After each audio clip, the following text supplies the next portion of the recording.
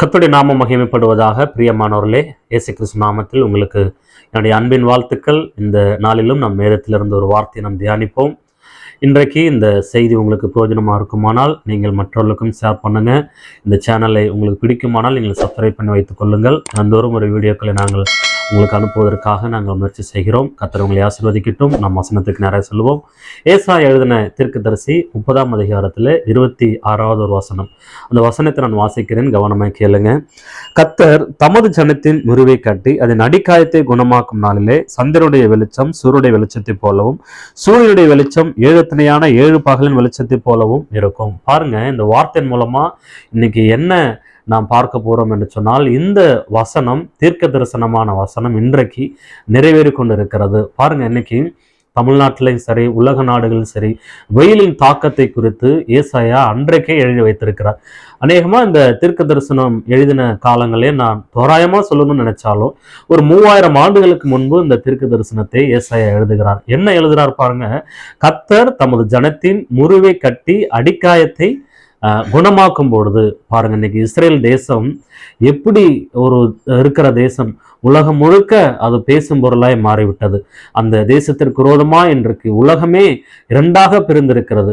ஒரு தேசத்திற்கு ஆதரவாகவும் சில தேசங்கள் எதிராகவும் ஓப்பனாகவே நாங்கள் இஸ்ரேலை அழித்தே தீர வேண்டும் என்று சொல்லி இன்றைக்கு பேசிக்கொண்டிருக்கிறார்கள். பாருங்க, இந்த நாளை தான் ஏசாயா அந்த நாளிலே சொல்லுகிறார், கர்த்தர் தமது ஜனத்தின் முறிவை கட்டி அடிக்காயத்தை குணமாக்கும் நாளிலே.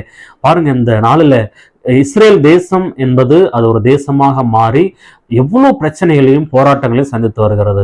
இந்த தேசத்திற்கு உதவியாக இயேசு கிறிஸ்து மட்டும்தான் வருவார். வேற யாராலையும் இந்த தேசத்தை காப்பாற்ற முடியாத ஒரு சூழ்நிலையிலே இன்றைக்கு இருக்கிறார்கள். இந்த நாளை தான் ஏசாயா தீர்க்கன் அந்த நாளிலே தெளிவாய் சொல்லுகிறார். பாருங்க, அன்னைக்கு ஏசாயா சொன்ன தீர்க்க தரிசன நாளிலே வெயிலுடைய உக்கிர அந்த அளவுக்கு இல்லைங்க. பாருங்க, எவ்வளவு தெளிவா நமக்கு வார்த்தைகள் இருக்குது பாருங்களேன். நான் ஒரு நாள் இதை தியானிச்சு பார்த்தேன். ஆஹா, இந்த நாள்ல தானே இந்த வார்த்தை நிறைவேறி கொண்டு இருக்கிறதுன்னு சொல்லி நான் படிச்ச போது எனக்கு ரொம்ப ஆச்சரியமா இருந்துச்சு. பாருங்க, சூரியனுடைய வெளிச்சம் ஏகத்தனையான பகலை போல இருக்குதா.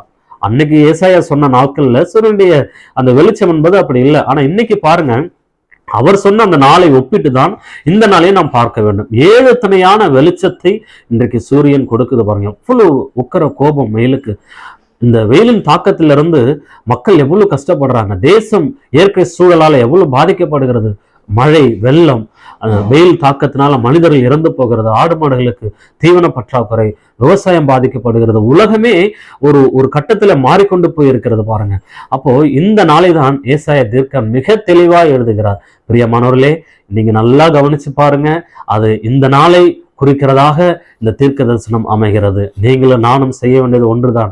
எப்பேற்பட்ட வெயிலின் தாக்கம் அடித்தாலும் சரி, உங்களையும் என்னையும் கர்த்தர் நம்மை மேக ஸ்தம்பத்தை போல இருந்து நம்மை பாதுகாப்பார். இஸ்ரவேல் ஜனங்களை காத்தது போல அவர் பகலிலே மேக ஸ்தம்பத்தையும் இரவிலே அக்கினி ஸ்தம்பத்தையும் கொண்டு தம்முடைய ஜனங்களை அவர் பாதுகாத்தார். அதே போல இன்றைக்கு விசுவாசிக்கிற உங்களையும் என்னையும் அவர் நிச்சயமா பாதுகாப்பாருங்க. இந்த வெயிலின் தாக்கத்துல நம்ம பாதுகாப்பதை விட வரக்கூடிய அழிவுகளிலிருந்து பாதுகாத்துக் கொள்வதுதான் நமக்கு மிக சால சிறந்தது. இயேசு கிறிஸ்து தான் ஒரே வழி. அவரை நீங்கள் அங்கீகரிப்பீர்களானால், அவரை நீங்கள் ஏற்றுக்கொள்வீர்களானால், அவரே கர்த்தர், அவரே என் தெய்வம் என்று நீங்கள் அவரை விசுவாசிப்பீர்களானால் இந்த அழிவிலிருந்து உங்களை காப்பாற்றி தேவன் உங்களை பாதுகாப்பார். பிரியமானவர்களே, நீங்கள் என்றென்றைக்கும் நம்முடைய தேவனாகிய கர்த்தரை நம்புங்க. அவர் நமக்கு ஒரு மேக ஸ்தம்பமாக இருப்பார். கர்த்தர் உங்களை ஆசீர்வதிக்கட்டும். இந்த வார்த்தையின் மூலமாக கர்த்தர் உங்களை ஆசீர்வதிப்பாராக. தேவனுடைய நாமம் மகிமைப்படட்டும். இந்த செய்தியின் மூலமாய் உங்களுக்கு பிரயோஜனமா இருக்குமானால் இதை நீங்கள் மற்றவர்களுக்கும் நீங்கள் இதை அனுப்பி கர்த்தருடைய நாமத்தை மகிமைப்படுத்துங்கள். God bless you. Thank you. Amen.